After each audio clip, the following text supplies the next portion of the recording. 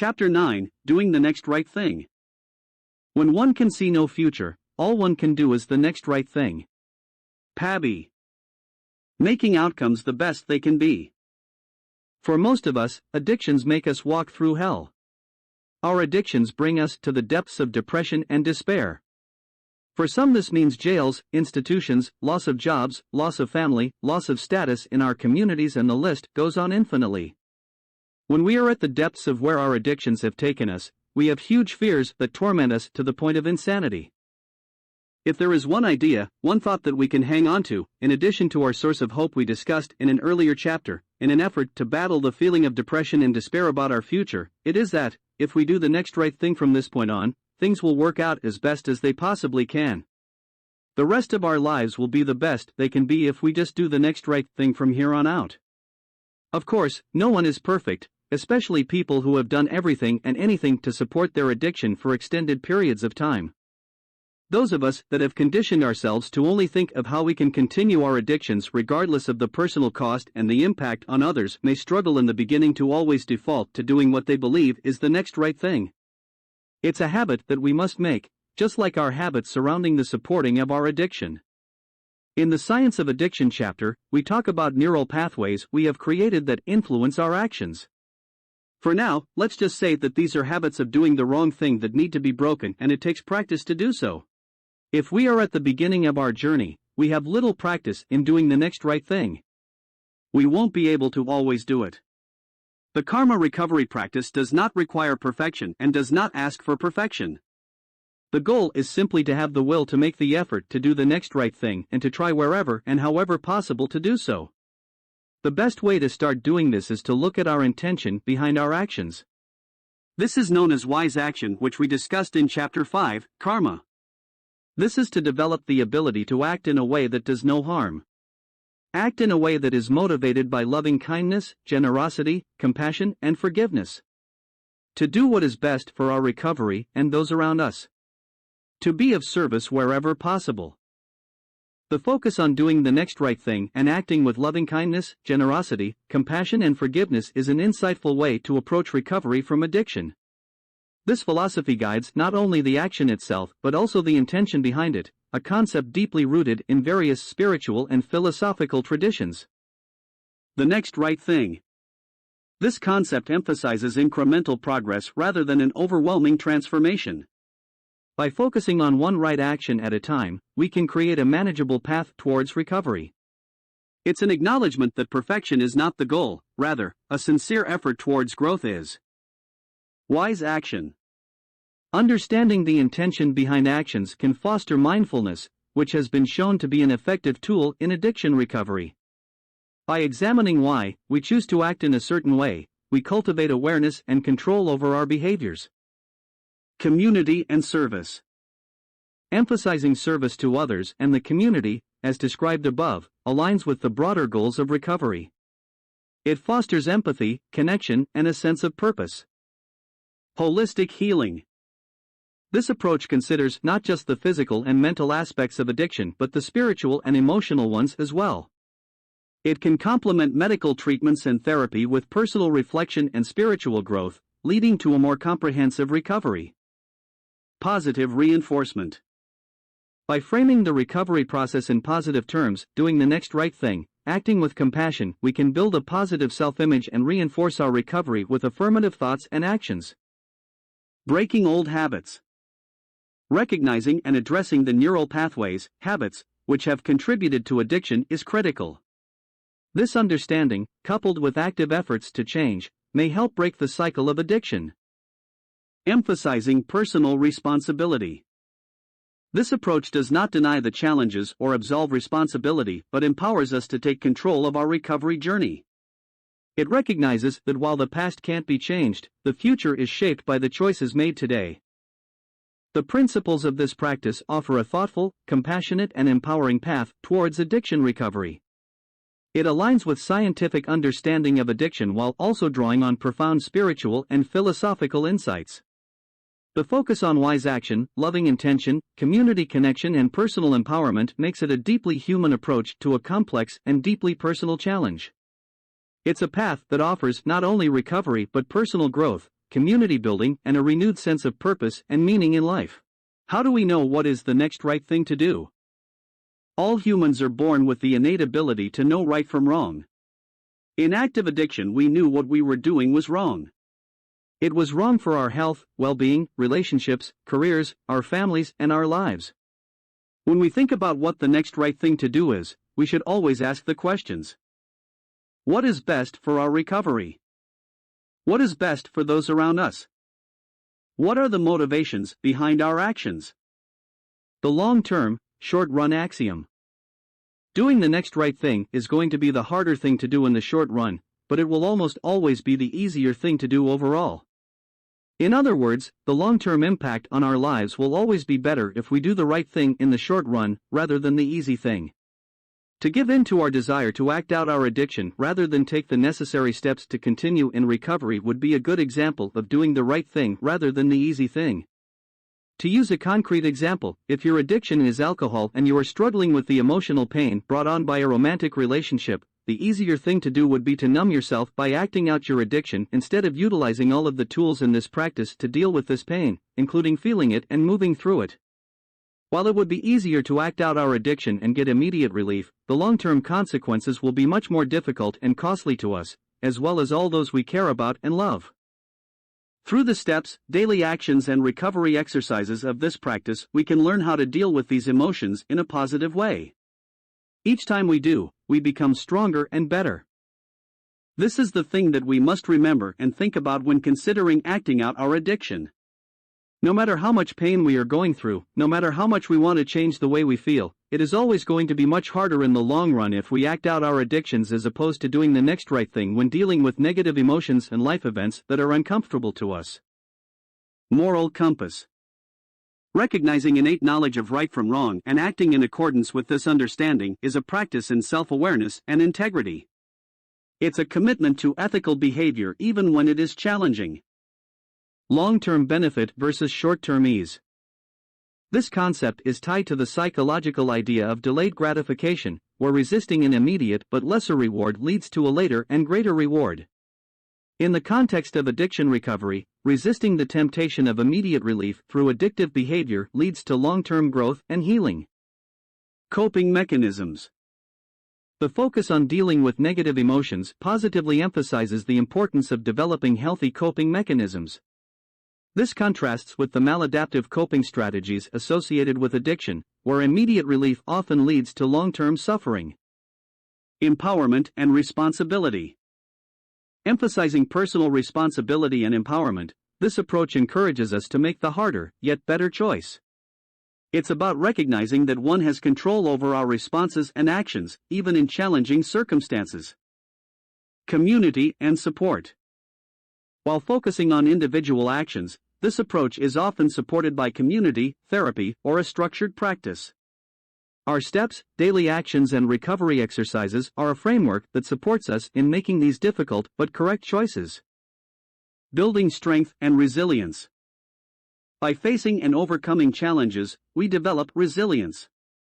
This resilience becomes a tool for future growth, making each subsequent challenge more manageable. Therapeutic alignment. The principles contained in this text and of this practice align with cognitive behavioral approaches, focusing on understanding the motivations behind actions and working to change unhealthy patterns. The philosophy of doing the next right thing integrates deep wisdom about human nature with practical steps for personal growth. It recognizes the complexity of addiction and offers a path that honors both the challenges, as well as the inherent strength and goodness within each person. This approach does not promise an easy path but offers a fulfilling and authentic one, aligned with principles that have been supported by psychological research and therapeutic practice. It's a testament to the human capacity for growth, resilience, and transformation. Cumulative action, karma. In the previous chapter on karma, we discussed this concept in detail but wanted to also address it as it applies to doing the next right thing. Our karma is the cumulative action, both good and bad, that we have taken throughout our lives. While we can't change the past, we can change our future, and this starts with doing the next right thing. Making this a habit and a natural reflex to any situation is one of the main goals of this practice. The more we do the next right thing, the more we will improve our karma and improve our lives. It would be hard to disagree that our actions have driven us to do the wrong thing to support our addictions and act them out.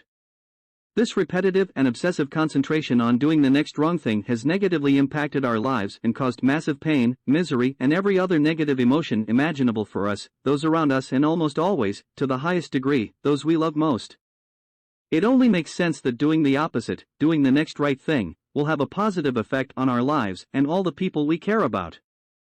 The notion of doing the next right thing is tightly connected with the concept of karma, the belief that actions have corresponding consequences. This perspective has been recognized in various spiritual traditions as it relates to contemporary understanding. Karma as a guiding principle. In many Eastern philosophies, karma refers to the law of cause and effect. Positive actions lead to positive outcomes and negative actions lead to negative outcomes. This understanding aligns well with the practice of consistently choosing to do the right thing. Our practice is designed to focus on the impacts of our actions going forward, in addition to making amends for the past. We focus on karma because it is the best way and a singleness of purpose that can guide us to a better life. Personal responsibility. By recognizing that each action has consequences, we can take responsibility for our choices and actions. In recovery, this shift from blame to ownership can be transformative and empowering for us in making positive changes. Compassion and empathy. Focusing on doing the next right thing often involves considering the impact of one's actions on others. This fosters a greater sense of compassion and empathy, not only for oneself but for those around us, including loved ones who may have been hurt by past actions. A positive feedback loop. As we consistently choose to do the right thing, we will experience positive outcomes and reinforcement. This positive feedback can create a virtuous cycle, where right actions lead to positive consequences, which in turn motivate more right actions. We talk more about this in the next section. Redemption and healing. For those who feel burdened by past wrongdoings, the concept of improving karma through right action can be a path to redemption and healing. It offers a way to make amends and move forward. Alignment with therapeutic approaches. Therapies like cognitive behavioral therapy, CBT, emphasize the importance of recognizing and changing patterns of thought and behavior. The focus on doing the next right thing is in alignment with this therapeutic approach. Building a new identity. For someone in recovery, consistently choosing to do the next right thing can be a path to building a new, positive identity. It's a shift from being controlled by addiction to being someone who makes wise and compassionate choices. Realistic expectations. This concept acknowledges that nobody is perfect, but it emphasizes progress and intention. The focus is not on never making a mistake, but on constantly striving to do the right thing. The practice of doing the next right thing as part of improving one's karma is a multifaceted approach that aligns with spiritual wisdom, therapeutic principles, and human psychology. It offers a practical and compassionate path for those of us in recovery, emphasizing personal responsibility, empathy, positive reinforcement, and growth. It's a framework that acknowledges the complexity of addiction and offers a hopeful and holistic way forward. The feedback loop. For both negative and positive karma, there is a feedback loop principle, a compounding effect on actions. The more we do the next wrong thing, the more negative thoughts, emotions, and actions it generates, which drives us to do even more things that we know are wrong. The more we do the next right thing, the more positive thoughts, emotions, and actions we will feel and take. The benefits we receive from doing the next right thing will drive us to do it more and more. By living this way, we can get to the point where we are always doing the next right thing. It's possible but takes work. Negative feedback loop. Initial action. An individual takes a negative action, such as giving in to an addiction. Consequence. Over time, negative consequences such as guilt, shame, the loss of loved ones, material possessions, standing in the community, legal ramifications, physical harm, and many other negative impacts on our lives accumulate. Reinforcement of negative behavior. These negative feelings can reinforce the initial negative behavior, creating a loop. We may seek temporary relief again through the addiction, ignoring long-term harm. The negative impacts on our lives make us want to repeat the action of relapse to give us temporary relief, but with each negative action, the consequences become increasingly grave. Positive feedback loop. Initial action. An individual takes a positive action, such as resisting a temptation or helping someone else. Consequence. Over time, positive effects are achieved such as improved self-esteem, better relationships, and physical well-being. Reinforcement of positive behavior. These positive feelings reinforce the initial positive behavior, creating a loop. We are more likely to repeat the positive action in the future. Breaking the negative loop. The challenge in addiction and recovery is breaking the negative feedback loop and establishing a positive one. This requires recognition. Understanding the pattern is the first step. Recognition of the negative loop helps us see the long-term harm, even if there is short-term gain. It's never easy to break a lifelong negative feedback loop, but we must start somewhere, if even with a small positive action. Intervention. Interventions might include therapy, support groups, trusted friends, family members, or even the reading of this text, to name some examples. Replacement. Replacing negative behaviors with positive ones is essential. This is what we intend to foster in this practice through the daily activities, steps, and recovery exercises. Reinforcement. Continual reinforcement of positive behavior helps solidify the new pattern. The feedback loop principle underscores the importance of mindfulness, understanding cause and effect, and the compounding nature of actions over time. It highlights why small positive actions can lead to significant long-term benefits and why seemingly minor negative actions can lead to substantial harm. The journey to always doing the next right thing is indeed possible, but it is not easy. It requires a commitment to self-awareness, growth, and compassion, and often benefits from the support of a community or professional guidance. It's a path that offers hope and transformation for those willing to embark on it. It's a habit. While an active addiction, doing the next wrong thing, to be able to continue our addictive behaviors becomes a habit. This includes lying to people, manipulation, theft, and many other thoughts and actions that create a huge amount of negative karma. However, our habit can also be one of our greatest assets and best weapons against addiction if we create positive ones that we consistently act on. If we can get to a point where we are always doing the next right thing, acting out our addictions is next to impossible. How can you fall back into active addiction if you are always doing the next right thing? The more we make this a habit, identifying when we fall short, making immediate amends when we do, the more we will improve our karma, improve the lives of others around us, make the world a better place, and improve our own lives. It does take practice to get to this point, and we will fall short. For example, most of us have lied, cheated, and stole to support our addictions. Even though we may be consciously trying to always do the next right thing, because of the habits we had in active addiction, in recovery we may find ourselves doing something like telling a little white lie. We must be cognizant of this and correct ourselves immediately. When necessary, we need to immediately admit our wrong and make it right through an apology or the amends process. Steps for breaking the negative habits. The daily actions and steps have been specifically designed to address all the following items, but it is important to understand why we do them. Recognize the negative habits. Understanding the behaviors that have become habits in addiction is the first step. This could involve self-reflection, therapy, or support from others who have been through the same journey. Committing to change. Acknowledging the need for change and making a commitment to do so is crucial. This involves a willingness to do challenging work and may require support from friends, family, or professional help. Create positive replacement habits. Replacing negative behaviors with positive ones is vital. This might involve identifying situations where negative habits are triggered and actively choosing to do the next right thing. It can be as simple as telling the truth when tempted to lie, or a longer-term approach such as engaging in volunteer work to replace the time spent in addiction. Practice and reinforce. Changing habits require practice and reinforcement. It's not about immediate perfection, but gradual improvement. Celebrating successes, no matter how small, can be a big motivator. Immediate amends. It's crucial to recognize when we fall short and make immediate amends. This could mean an apology, but also a renewed commitment to do better.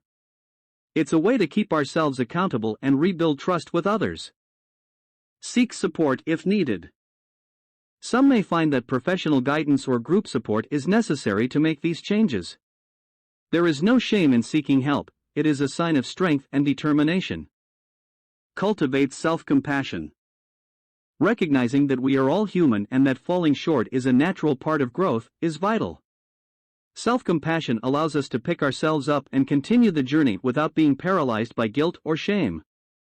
The journey from negative to positive habits in the context of addiction is a challenging but rewarding path. It offers the potential not only for recovery from addiction but for a more fulfilling and meaningful life. By consistently striving to do the next right thing, you are building a foundation for a life that is not only free from addiction but also enriched by integrity, compassion, and a positive impact on the world. It's a lifelong journey that requires persistence, but the rewards are profound. It takes time. It takes time to see the results of doing the next right thing, improving our karma and improving our lives. When we get out of the problem of active addiction and into the solution, a practice of recovery, we all want to fix things immediately. Unfortunately, it does not work this way. The good news is that for almost all of us it has taken a fraction of the time to completely turn our lives around, lead happy and productive lives, when compared to the time it took to destroy them. Those of us who have acted out our addictions for decades have completely turned our life around in a year or less. This is not the case for everyone, and we urge you to not get discouraged if it is not the case for you. Just know that it will happen, and almost assuredly in much less time than you think.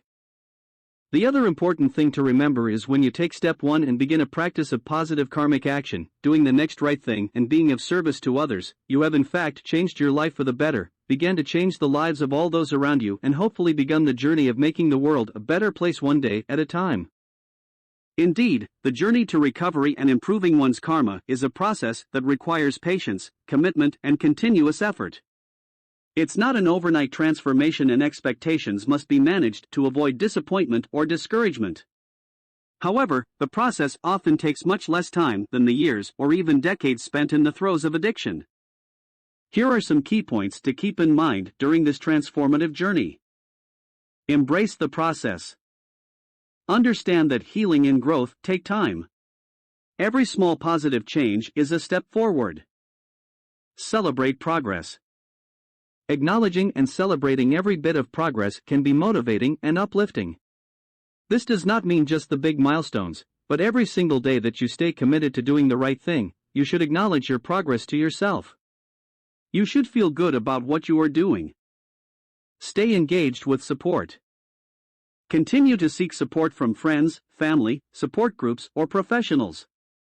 They can provide encouragement and perspective, especially during challenging times. Keep faith in the journey.